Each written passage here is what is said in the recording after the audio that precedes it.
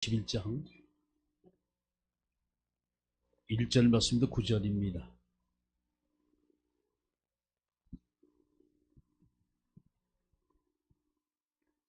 자, 한 절씩 교독에 올리겠습니다. 다윗이 시대에 해를 거듭하여 3년 기근이 있으므로 다윗이 여호와 앞에 간구하며 여호와께서 이르시되 이는 사울과 피를 흘린 그의 집으로 말미암니 그가 기브온 사람을 죽였음이라 하시니라.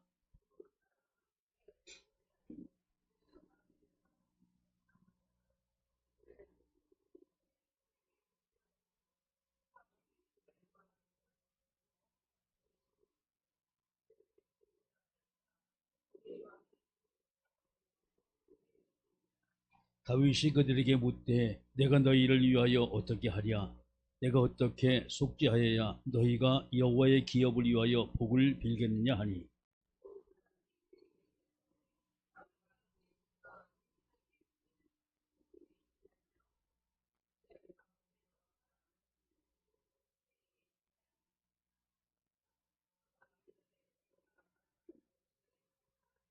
그들이 왕께 아뢰되 우리를 학살하였고 또 우리를 멸하여 이스라엘 영토 내에 머물지 못하게 하려고 오현 사람의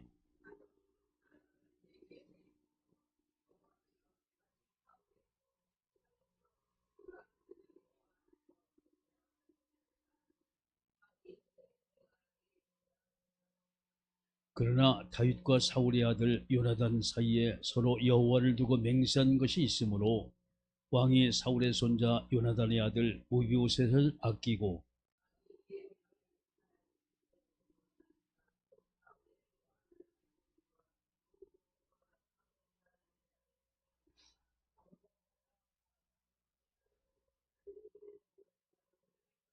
같이 합니다.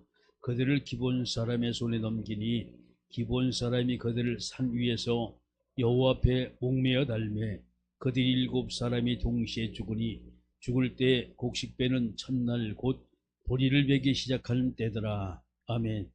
기도하십니다. 전능하신 아버지 하나님께서 은혜 주셔서 오늘도 하나님이 기뻐하시는 하나님의 사람들이 하나님을 향하여 축복된 예배를 드리고자 원하오니 축복하여 주시옵소서. 말씀으로 하나님의 크신 은혜가 넘치길 원하고 하나님의 계획이 발견되게 주님이 도와주시 원하며 말씀에 집중하고 예배에 집중하여 승리할 수 있도록 은혜 베풀어 주시옵소서. 예수님의 이름으로 기도드리옵나이다. 아멘. 할렐루야. 앞사람과 인사하세요. 오늘 최고 은혜 받읍시다. 이 세부 지역에 처음 이번에 갔어요. 그 전에 이제 캠프를 갔는데 교회가 우리처럼 이런 교회가 거의가 다 그래요. 마닐라는 이제 좋은 교회는 그런데 저길 저 보니까 필리핀 이제 보니까 마르코스라는 사람이 약 47년 동안 아주 장기 집권했습니다. 그때 다 무너지기 시작해요, 살살. 이 필리핀이 우리나라가 어려울 때 1950년 우리가 이제 6.25 터졌잖아요. 그 이후에 사실 우리를 원조했던 국가 필리핀이에요. 근데 완전히 역전이 돼버린 거예요. 역전이 돼가지고 세부라는 저 지역이 어떤가요? 지금 충청남도의 절반 정도 됩니다. 충청 절반 정도 되고 인구는 얼마냐? 약 300만이 조금 넘어요. 아주 바글바글해 가면 사람들이. 그래서 선진국으로 가면 갈수록 사람이 없어요. 집 하나가 뜨문뜨문이고 사람도 살고, 후진국으로 갈수록 집이 많고 사람이 바글바글하고 애들이 많아요. 왜 그러냐? 먹고 하는 일 없으니까 얘만 계속해서 나대는. 선진국에 가면 사람들이 보게 되면 이제 먹고 사는 문제도 이제 있고 아이들 뭐 가르치는 문제도 있고 이렇게 엄청 그런 걸 따져요. 극빈층은 아프리카 쪽은 상당히 많이 발전이 되고, 그 다음에 이쪽에 이제 선진국에서는 아이들이 없기 때문에 앞으로 시간이 점점 흐르면 거기가 역전이 되지 않나 이렇게 생각을 해요. 그래서 우리 자녀라는 거 이렇게 중요합니다. 그래서 필리핀이라는 나라가 보니까 이제 스페인이 약 330년 정도 통치를 했어요. 식민지였죠. 통치라고 그러는데 그다음에 미국이 잡아서 약 한 43년 정도 미국이 통치를 했고, 뺏어가지고 미국이 교두보를 해놨단 말이에요. 그러고 난 다음에 이제 2차 세계대전 지나고 난 다음에 일본이 약 한 3년 정도 통치를 했어요. 완전히 이제는 식민지 사상이 완전히 쩔어버렸어요. 이게 느릿느릿합니다. 시간 약속 해놓고 이제 오면은 어디까지 오냐? 보통 30분이 늦는 것이. 막 우리 준비해놓고 또 목사님도 얼마나 또 바빠요 또. 근데 문제는 이제 집회에 가면 어떻게 집회를 하느냐. 거의 그래도 우리는 30분 정도 일찍 간단 말이에요. 가면은 그때 사람들 와요. 여기 다녀오고 저기 가면 뜸도 와. 얼마나 오냐. 한 1시간 동안 와야지 거의 와요. 이제 그러면 그때부터 찬양하는 거예요 또. 찬양 얼마냐? 30분 하는 거예요. 그 30분 동안 막 이제 찬양을 하고 이제 메시지에 들어가려면 이제 그때 이제 조금 이렇게 사람이 이렇게 차 있어요. 그래도 감사한 것은 그 전대에 가보면 말씀 들어가면 전부 다 이러거든. 여기는 이제 그렇지가 않아요. 상당히 참 말씀에 갈급한 사람들이었고 나름대로 하나님이 참 이렇게 세우셨다는 것을 제가 느끼고 왔습니다. 자, 오늘 저와 여러분이 통치자의 길.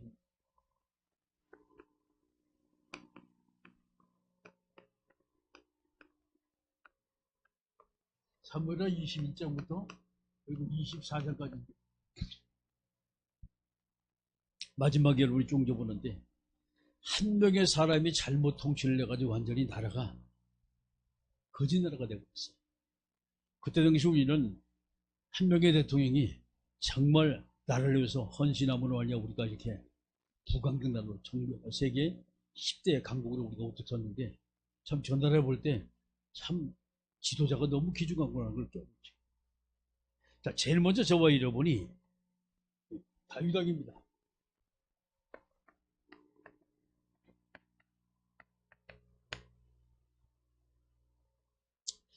이 다윗왕이 드디어 결단의 시간표가 왔어요. 이게 21장, 22장입니다.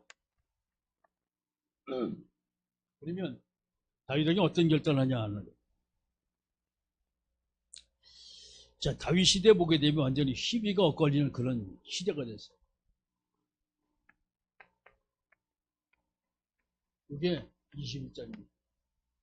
자, 어떤 것이 시비가 엇갈리냐.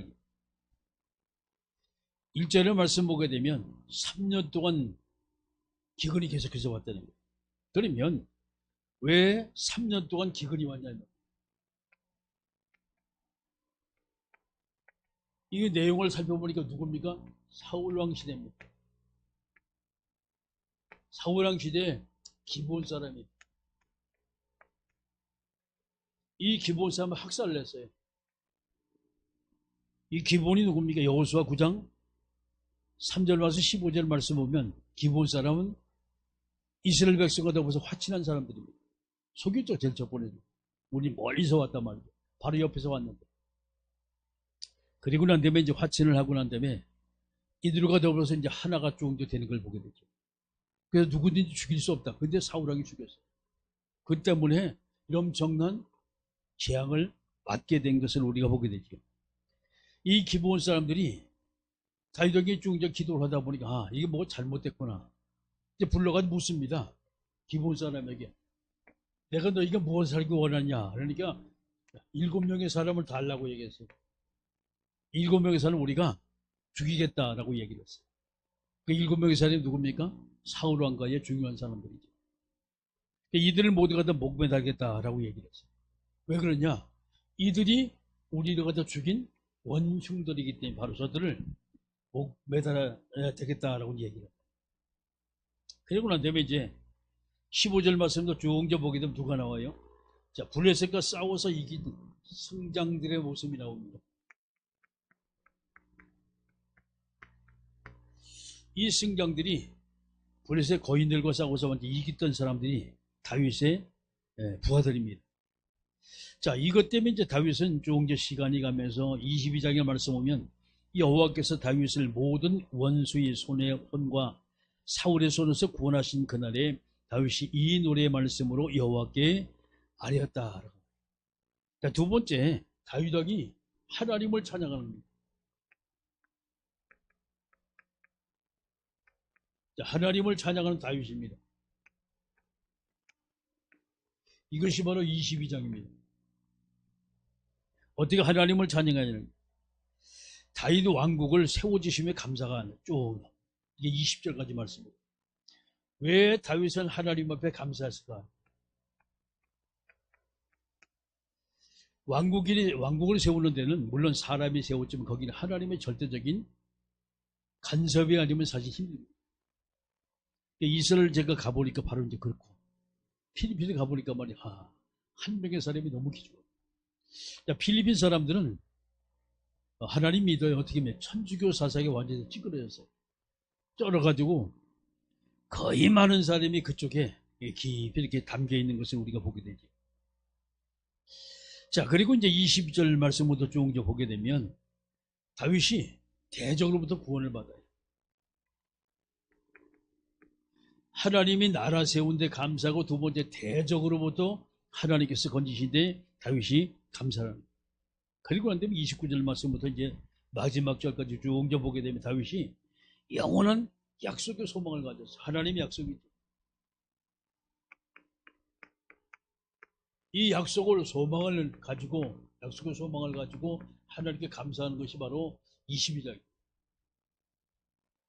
우리가 성경을 통해 여러분이 쭉 보게 되면 다윗이라는 사람은 하나님 앞에 어떻게 쓰임받느냐라고 볼 때 정말 하나님 중심의 모든 삶을 많이 살았어요. 그런데 순간순간 다윗이 놓친 부분이 뭐였습니까? 순간순간 놓친 부분은 다윗은 순간순간 하나님 앞에 자기 육신의 정욕을 이기지 못해서 엄청난 죄를 갖다 범한 것을 우리가 보게 됩니다. 그래도 중심 자체는 하나님 앞에 아주 온전하다라는 우리가 보게 됩니다. 자, 마지막으로 볼 때 저와 여러분은 이 다윗상을 통하여 깨달음이 있어야 돼요.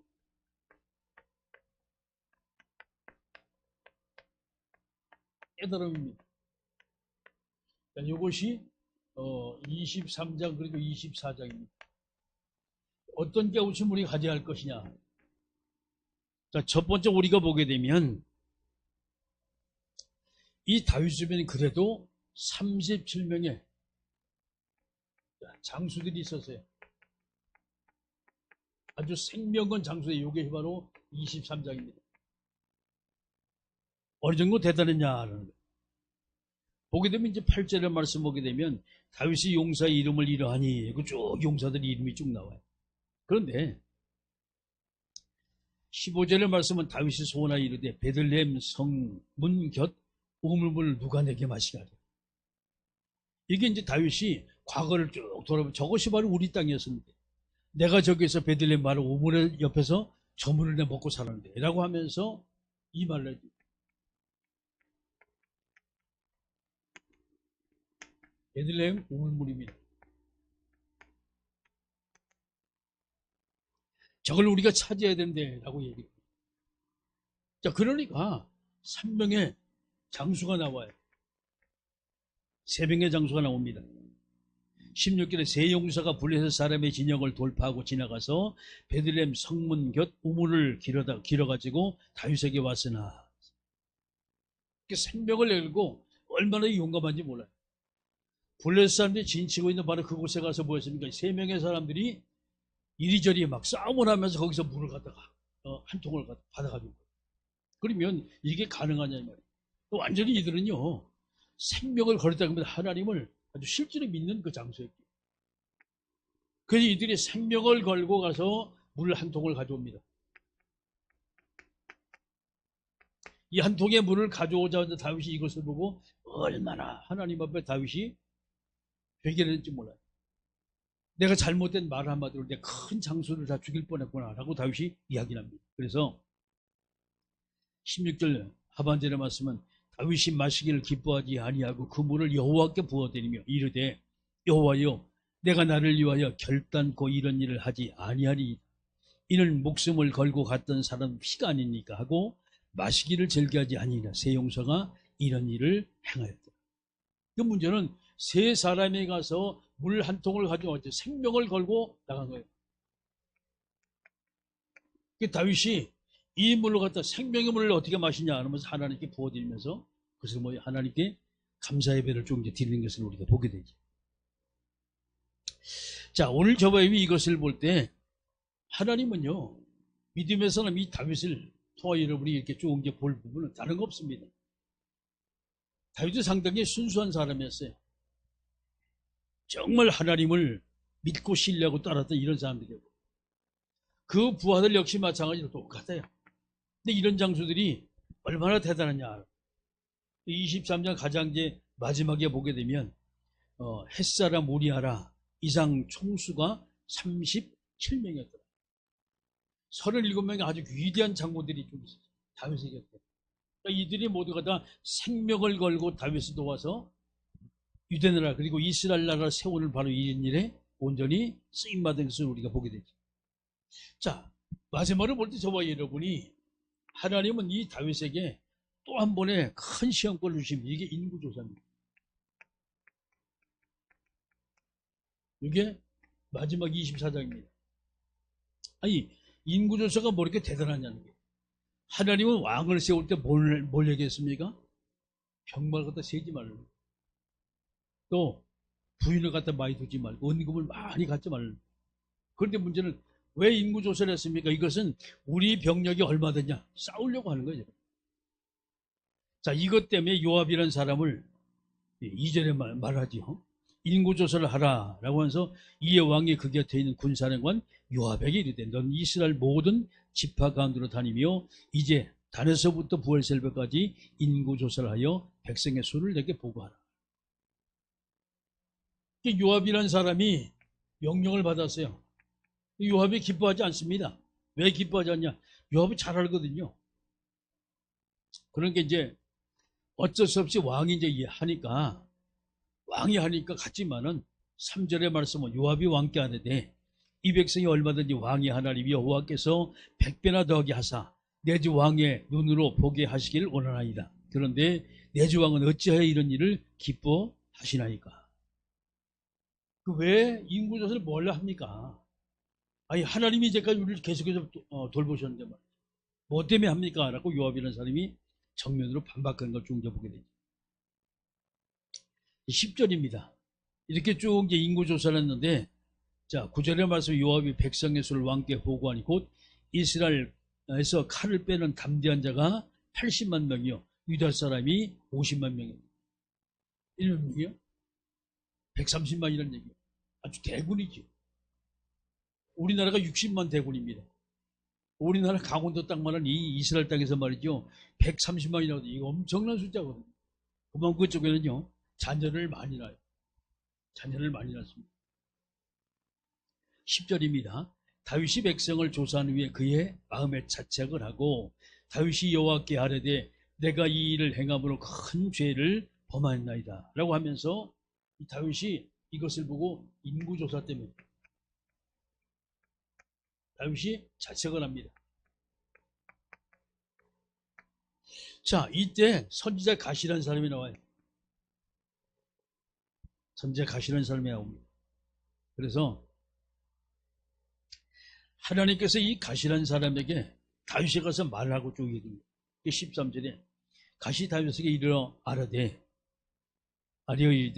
왕의 땅에 7년 기근이 있을 것이니까 혹은 왕의 원수에게 쫓겨 석 달 동안 그들 앞에 도망하실 것이니까 또는 왕의 땅에 사흘 동안 전염병이 있을 것입니까?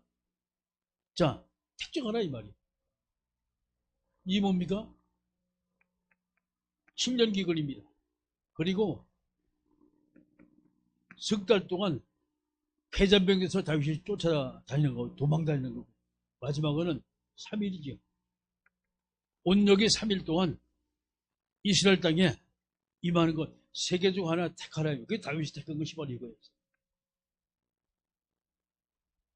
다윗이 이제 말합니다. 다른 것보다 그래도 15절 이 여호와께서 아침부터 정하신 때까지 전염병을 이스라엘에 내리시니 단에서 또 부활셀바까지 백성이 죽은 자가 7만 명입니다. 자, 이것 때문에 7만 명이 죽어요. 이게 뭡니까? 인구조사 때문에. 하나님이 기뻐하지 않는 그 일을 하니까 하나님이 당장 이런 재앙을 내리는 것을 우리가 오늘 저와 여러분이 이 말씀을 통해 우리가 깊이 좀 생각할 부분이 있죠. 자, 구약의 하나님은 이스라엘 백성에 반드시 말씀을 주십니다. 근데 이 말씀을 이스라엘 백성이 가지고 나갈 때 어떻게 하나님이 이스라엘 백성을 축복하세요? 이스라엘 땅은 아주 이렇게 높은 산 위에 있는 땅입니다. 그래서 그들은 거기서부터 농사를 짓기 상당히 힘들어요. 이 하나님이 이스라엘 백성에 뭘 씁니까? 여기서 비를 내려요. 그 비가 이른 비와 늦은 비입니다. 자, 곡식이 잘 자랄수도 하나님 비를 주세요. 그 다음에 늦은 비는 마지막 결실할 수 있도록 비를 적당히 내주십니다. 이게 없으면 완전히 이 가나안 땅은 천수답입니다. 하늘만 쳐다봐야 돼요. 거기는 우리처럼 말이지 이게 수로가 잘 되는 것이 없어요. 물이 없는 데니까. 하나님이 비를 주시면 곡식이 잘 돼가지고 이것이 풍년이 되어지고, 하나님이 비를 주지 않으면 완전히 흉년이 되어버려요. 그런데 하나님의 말씀을 쫓아갈 때 하나님은 그에게 비라는 것을 가지고 축복했습니다. 물이 이렇게 귀중해요. 그런데 하나님 말씀을 쫓아가지 않을 때 반드시 이들은요, 하나님 앞에 하나님이 비를 갖다 내리죠. 엄청난 고통을 겪은 것을 우리가 보게 되죠. 자, 이렇게 된 것을 보면 저와 여러분이 신천의 삶입니다.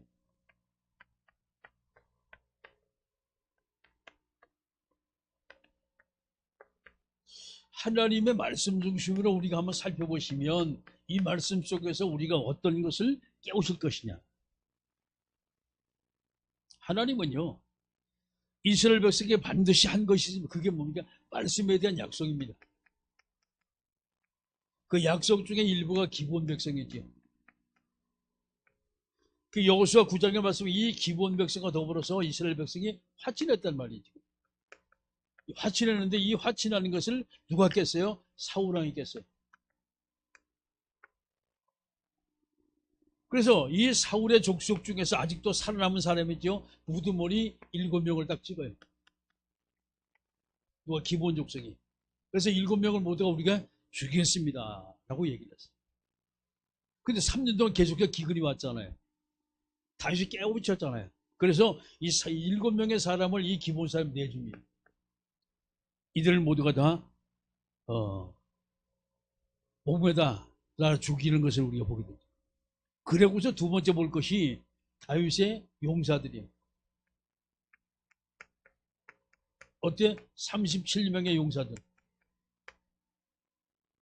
생명 걸고 이들이 다윗을 도와서 함께 이스라엘을 건국한 개국 공신들이. 아무리 위기가 처해도 나라마다 그것을 보면 이들을 도와주는 사람이 있을 때입니다.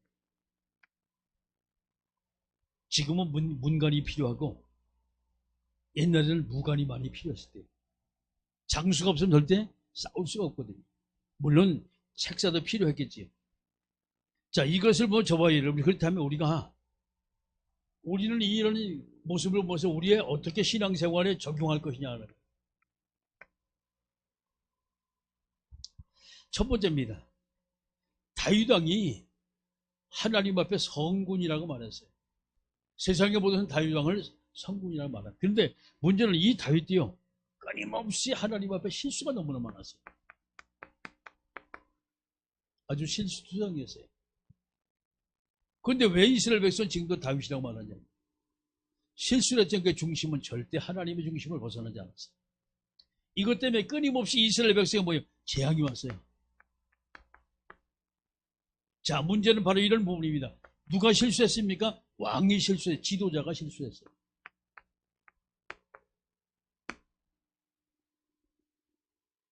하나님의 세우신 지도자, 이스라엘 통치하는 이 지도자가 실수에 따라서 이스라엘 백성이 끊임없이 고통을 받아요. 한 명의 삶이 귀중하다. 여러분, 직장에 다니는 사람이, 회사에 다니시는 분들이 회사에 회장님이 뭔가 잘못된 결정을 하면요, 실수를 하게 되면 모든 피해는 고스란히 누가 받아요? 직원들이 다 당하는. 망하니까. 그런데 오너가 제대로 말이죠. 오너가 제대로 많은 사람에게 정말 그것이 잘 될 수밖에 없는 그런 쪽으로 모두가 다 인도한다면 그 공은 누구에 돌아갑니까? 다 직원들에게 돌아갑니다. 이런 부분이 있는 거죠. 한 명의 지도자가 얼마나 소중하냐. 그렇다면 저와 여러분이 지도자를 끊임없이 우리 기도해야 한다. 교회 목사가 잘못되어지면 성도들이 어려움을 받아요. 그래서 여러분이 교회 목사를 놓고 여러분 기도할 이유가 여기 있습니다.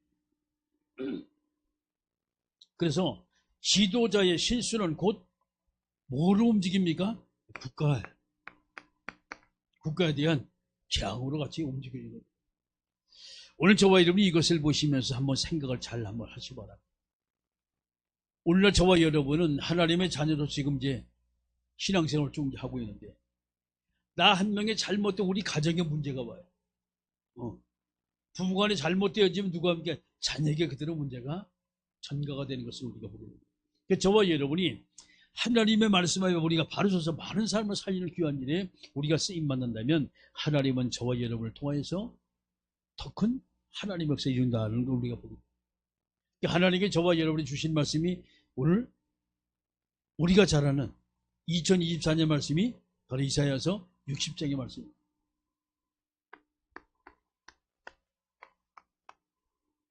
일어나 빛을 발하는 거예요. 자, 하나님 원하신 빛을 발할 때 어떻게 합니까? 흑암의 영혼의 어둠에서 이렇게 못 떠나간다. 여러분이 생명의 빛을 발하고 창조의 빛을 발하고 하나님 말씀 빛을 통하여서 세상 모든 사람을 건지고 세상 모든 사람을 살리는 귀한 일을 쓰임받게 주의 이름으로 축원합니다.